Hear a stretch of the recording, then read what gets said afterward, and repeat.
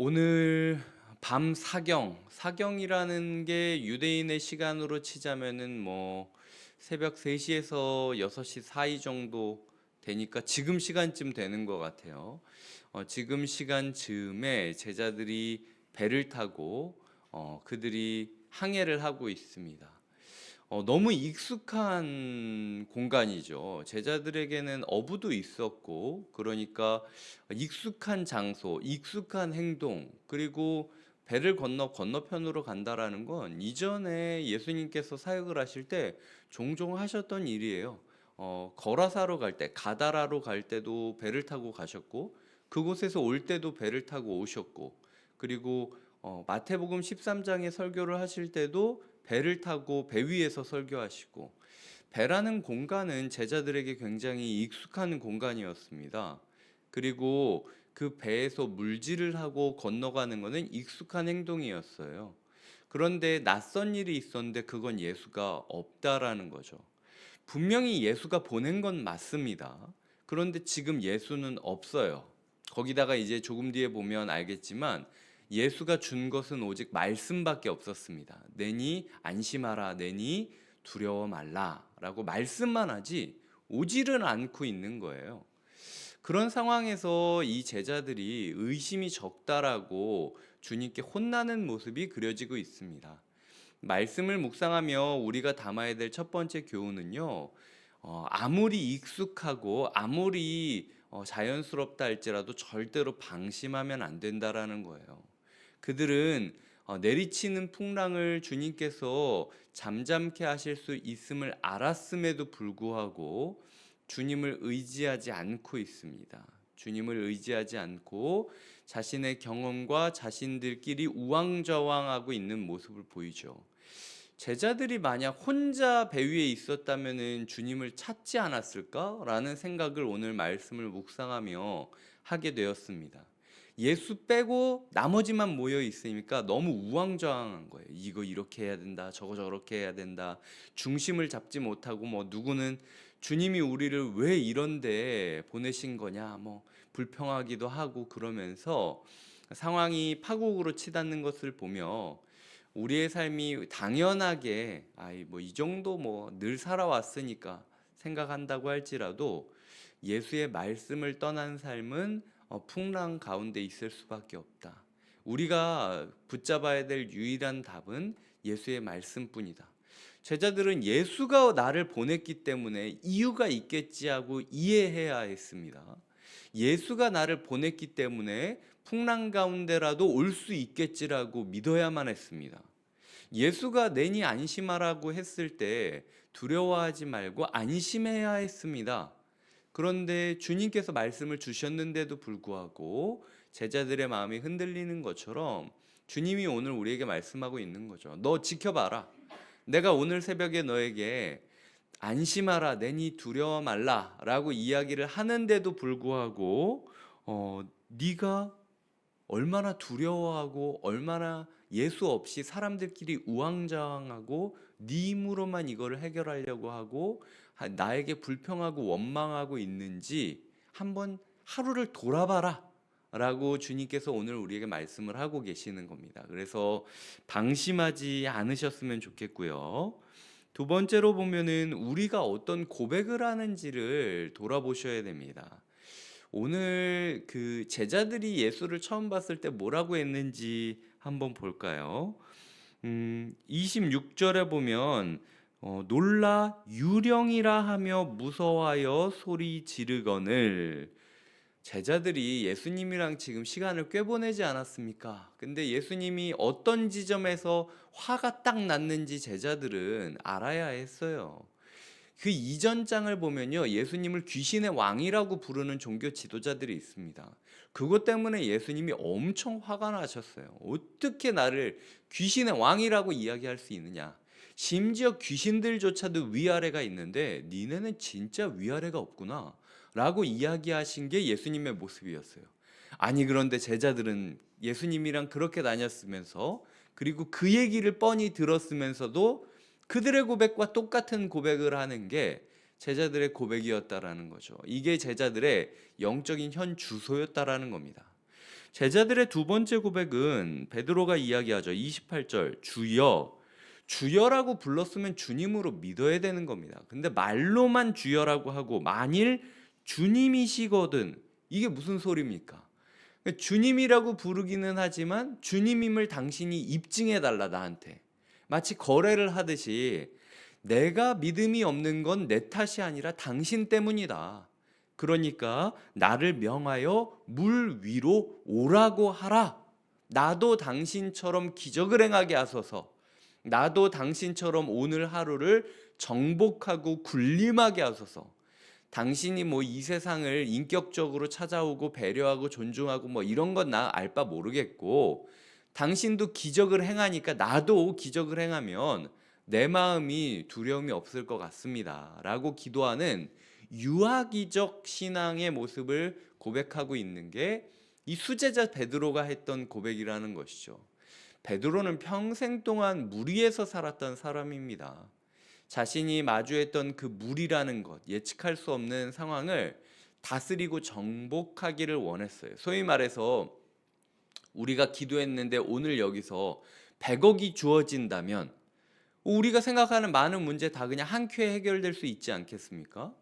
그러니까 우리의 삶 가운데 그렇게 이게 있으면은 해결되겠지. 내가 시간이 여유가 생기고 내가 돈이 생기고 모두 다 나를 무시하지 못할 정도로 내가 높아지면 내가 두려워하지 않을 거 아니냐라는 기도를 하는 게 베드로처럼 기도를 하고 고백하는 우리의 모습일 수 있다라는 겁니다.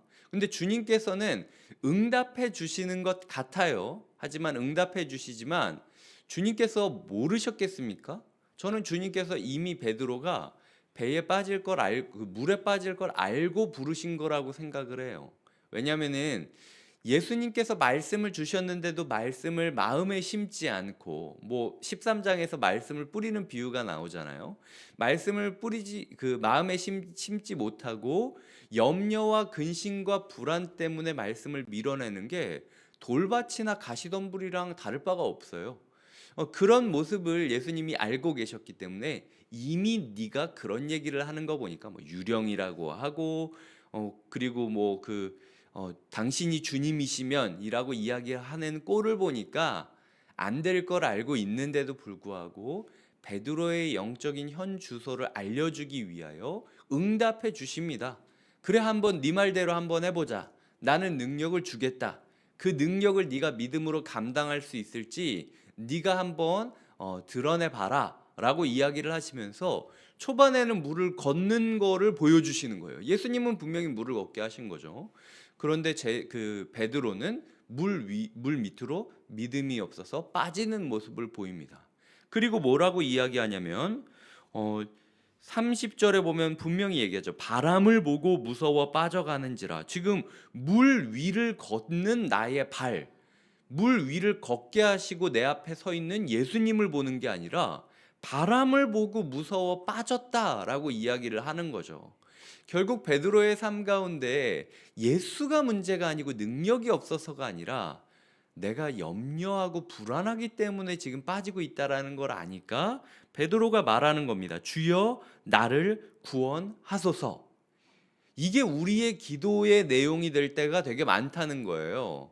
우리가 예수를 유령이라고 말하면서 세상 사람들이 예수를 이야기하는 거랑 뭐 이 세상에 있는 뭐 신들이랑 똑같은 그냥 뭐 물 떠놓고 손 싹싹 빌면서 기도하듯이 그냥 뭐 이렇게 열심히 하면 되겠지라고 생각을 하면서 세상 사람들이 예수를 보는 거랑 똑같이 귀신처럼 대접하는 신앙생활을 하는 분도 있고, 그리고 유아기적으로 당신이 주님이면 나를 설득시켜라 라고 이야기를 하는 사람도 있고, 그리고 본인이 실수한 거를 뻔히 아니까 이건 주님이 판을 다 깔아줬는데 내가 잘못해서 여기까지 온 걸 아니까 죄책감과 부끄러움에 주여 나를 구원하소서 하는 사람도 있다는 거예요. 어쨌든 우리의 기도가 이 세 가지 중 하나일 수 있다라는 거죠. 그럴 때에 결국 우리의 고백이 어떻게 되어야 하느냐, 결국 우리의 고백을 보면은 33절입니다. 배에 있는 사람들이 예수께 절하며 이르되 진실로 하나님의 아들이로소이다 하더라. 지금 오병이어를 이미 만난 사람들이었어요. 자기 손을 통하여 예수님이 5개, 2개의 물건을 통하여 그 음식을 통하여 5천 명이 넘는 수천 명이 먹는 사람들을 먹이는 통로로 나를 사용하신 거예요. 이미 나를 오병이어의 통로로 사용했는데도 여전히 진실로 하나님의 아들이라고 예수를 고백하지 않는 것.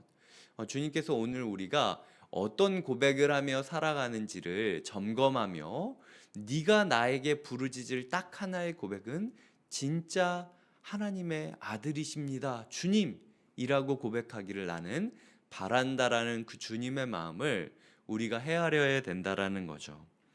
첫 번째로는 제가 방심하면 안 된다라고 이야기를 드렸습니다. 두 번째는 제가 우리의 고백을 점검해야 된다. 진실로 하나님의 아들이십니다, 주님이라고 고백하는 일 말고 혹시 오늘 우리의 기도와 묵상과 하루의 마음의 내적 소리가 어떤 고백을 하는지를 점검해 보자라는 이야기를 드렸고요. 마지막으로는 오늘 본문이 강조하는 그 표현이 있습니다. 보시면은 22절에 즉시라는 단어가 있고요. 그리고 그 다음에 27절에 즉시 이르시되라는 단어가 있고요. 그 다음에 31절에 즉시 손을 내밀어 라고 이야기를 하시는 표현이 있습니다. 유난히 이 즉시라는 표현이 반복돼서 사용하고 있어요.